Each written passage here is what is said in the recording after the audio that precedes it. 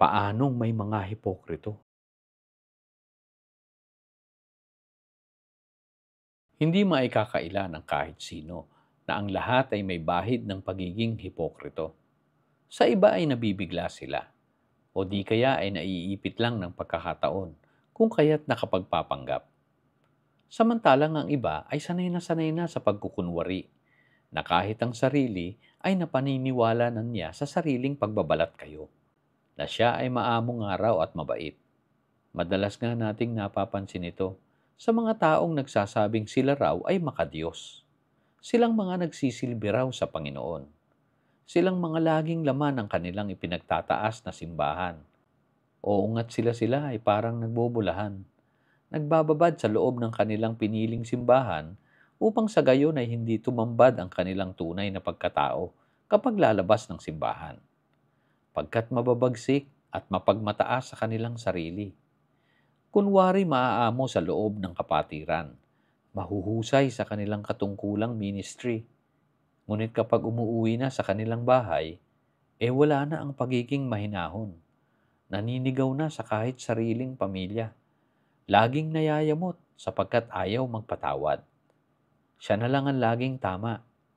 Sa lahat nga ng ito, tuwing lumalabas siya ng pintuan, ay nakakagulat na biglang nagiging maamo na parang tupa. Nakangiti sa kanyang mga nakakasalubong. Palabati sa mga kapatid ng simbahan. Nakalimutan ng bigla ang sariling pagkatao. Para bang sapatos na malinis, na sa ibabaw ay maputi, ngunit sa ilalim ay puno ng putik. Tapos ay lumalakad na nakatingala, na parang nagpupunyagi sa maganda raw niyang ugali. Oo, Kristiyano raw siya. Ligtas na raw kailanman, ano man ang mangyari. Kaya naman pala, nakasisiguro na raw siya. Sa isang banda, may tao akong nakilala. Madalas ay nagmumura na para bang sa bawat 10 salita ay isa lang ang hindi pagmumura. Minsan nakakatawang pakinggan sapagkat nalalaman mong hindi iyon ang ibig niyang sabihin sa kanyang kwento. Isang nakasanayan ng bukas ng kanyang bibig. Wala ang layunin na makapanakit ng damdamin. Sabi nga wala lang. Samantalang may isa namang kapatid, tahimik at walang kibo. Lalo na nga't hindi nagmumura. Namimili lang ng sasalitain, lalo na't alam niyang may mga nakikinig. Magaling magpigil ng damdamin upang hindi makapanakit ng kapwa na nasa kanyang harapan.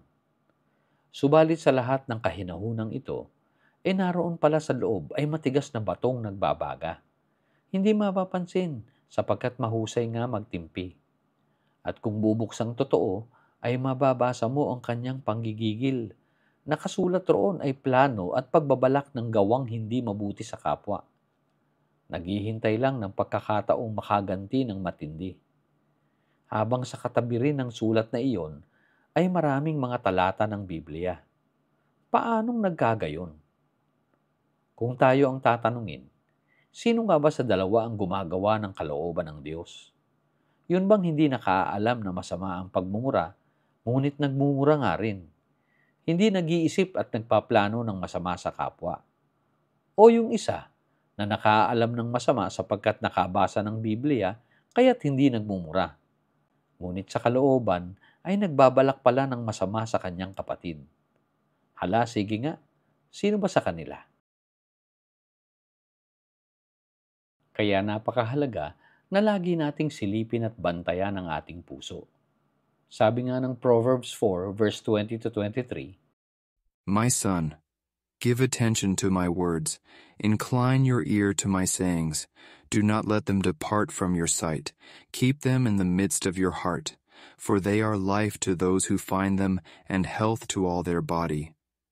Watch over your heart with all diligence, for from it flow the springs of life. nasa atin na ang kalayaang pumili sa gawa ng kabutihan, kaya't piliin natin ito. Sapagkat mula rito ay dumadaloy ang kasiyahan ng ating puso't damdamin. Samantalang ang paggawa ng kasamaan na nasa kaalaman ay nagdudulot ng kalumbayan ng buhay. Kapatid, nasa iyo na ang bagong buhay na pinagtagumpayan ng Panginoong Hesus. ang kakayanan mo na sa paggawa ng mabuti sa kapwa. Gawin na natin.